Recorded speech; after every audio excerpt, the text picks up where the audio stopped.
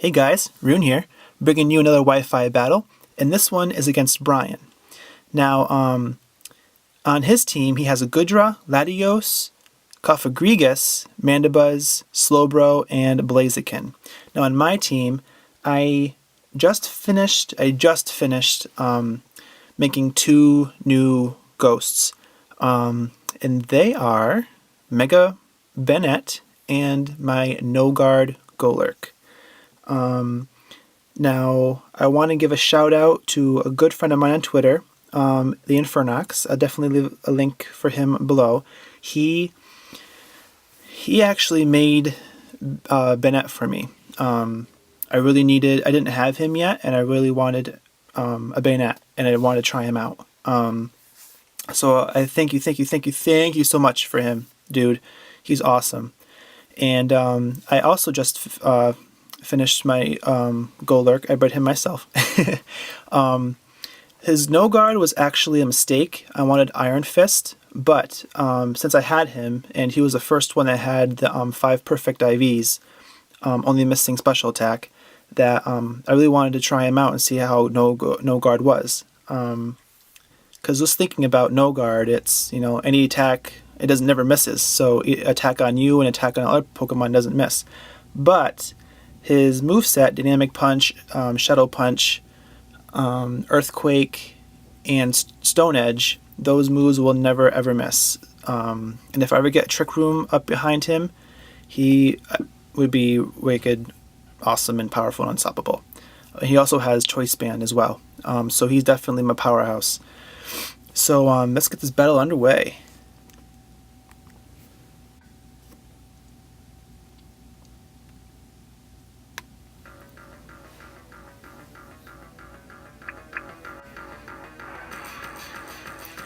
Now he brings out his Blaziken, which I know is speed boosted, and it's probably his Mega. But I bring out my Gengar. From what I saw, he had a lot of weakness to Ghosts, so I wanted to bring my Gengar out first. He goes for Protect, but that is alright, because I predicted that, because I knew he wanted to get that speed boost up, because my Gengar is also really fast, and I went right for Substitute. I recovered with the Black Sludge, and of course he gets a speed boost up, but that's alright, that's okay. I have my Kofagrigus, and he also knows Trick Room, so those speed boosts are useless in my eyes. He uses Shadow Claw, it breaks my sub, I go right for the Sludge Bomb, it's my most powerful attack. It brings him down quite a bit. He gets his speed boost up again. But I withdraw my Gengar because I predict his physical attack. And because I want to stop his speed boost, I immediately went into my Kofagrigus, my Menemhet. He is my special sweeper. As you can see, he took it like a pro, but not as well as my Necromancer could have. So I also pass on my Mummy ability to him, canceling out his speed boosts. I recover with my lefties. He goes for Shadow Claw because I'm wicked slow. This is okay. I was planning on losing him on purpose because I needed the Trick Room set up for my Golurk, which also makes him the slowest Pokemon on the field, Blaziken. But he goes for the Protect. I don't know why he did this. Another Shadow Claw would have just taken me out. But I used Hex just in case. I don't know why I didn't just withdraw him, but I didn't want to come in on an opposing attack with my Golurk. Use Hex again, and for some reason, it doesn't take him out. He's hanging on there with like 3 or 2 HP. But yes, obviously I know that Hex doesn't have that big of attack if the opposing Pokemon doesn't have a status condition. So I bring in my Golurk, he's riding on that Trick Room. I go right for Dynamic Punch. And doesn't show you that's true power because he obviously has, 3 HP left. But I get the Mummy ability.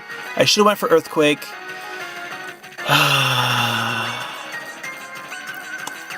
Woulda, coulda, shoulda. He brings in a Slowbro, but because he's Psychic and wicked bulky, he would resist my fighting move. And here's the new guy, my Harlequin. Haha. He goes for his withdraw. I am so happy with this guy. He is so awesome. He's so cool. He's reacting with his BANETTE'S. I think that's how you say it. Look at him. He's just so cute. His little zippers and his just little ball of evilness. So I get off the taunt. He goes for the Scald. And it doesn't even hurt him. But he gets the burn, but that is okay. That's okay. He withdraws Slowbro.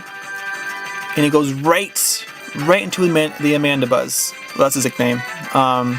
He was the one I wanted to get rid of. I will wisp him. He is definitely a threat to my team, and I wanted him gone as soon as possible.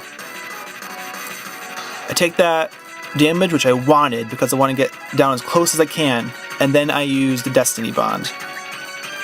I knew he was going to use an attacking move. He used Foul Play, because he knows that my attack is sky high. About 238, I believe. And he takes me down. But I take down another huge threat on his team. He brings in his Latios. Shiny Latios. And I bring in my Dark Prestige, thinking that I was going to outspeed him, but look at that thing. It's a jet. I don't know why I thought I outsped him. But he uses that move. And he just takes me out. Sorry, dude. I bring in my Spectral. And he withdraws. He fears the beast that is Spectral. He goes right into his Gudra. I don't even know how to pronounce that name. Exichukochu? I don't know how to say it. Exukacha. Now his special defense lowers.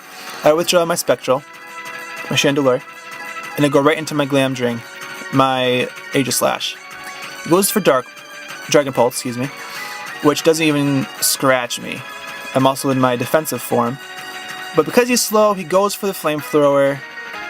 But because I'm still in my defensive form, it does hurt me, but not that much. And doesn't get the burn off, which I'm so happy for. Use Flamethrower again because I was not going to use Shadow Sneak. I wanted my most powerful physical attack, which is Sacred Sword. Because Gudra is weak physically, it just takes him right out. Another threat gone. Now I absolutely love his name, King Tut. Now, Cofagrigus, here's a little bit of information. Cofagrigus was actually modeled and created because of the curse of King Tut's tomb. When King Tut was actually found, I want to say at least 15 or most of the actual explorers or the archaeologists died because of supposedly the King Tut's curse, which the mummy ability is supposed to signify or symbolize. Making Cofagrigus, in my opinion, the most coolest Pokemon ever. I almost went to school for archaeology and anthropology, so obviously he would be my favorite Pokemon. I take the burn because he went for Protect and I couldn't attack him, and he just waited me out. So that's how I look on the other side. That's pretty cool. Now, because I'm slow, I go right for the Shadow Punch, but I forget his mummy ability. I don't know why I forgot that. I don't know how I forgot it. But I lose the No Guard, and I get mummied. But that is okay, because the rest of his Pokemon are weak to Shadow Punch. And I still have my Choice Band. And I'm thinking, well, I'm done. Take a Shadow Ball right to the face, and I'm done. But no, I do not know how I hung on, but I bring off the Shadow Punch. This guy is a brute. He just takes out the Latios in one hit. Man, I love him so much. He brings in a Slowbro. Also weak to Ghost because he is part Psychic.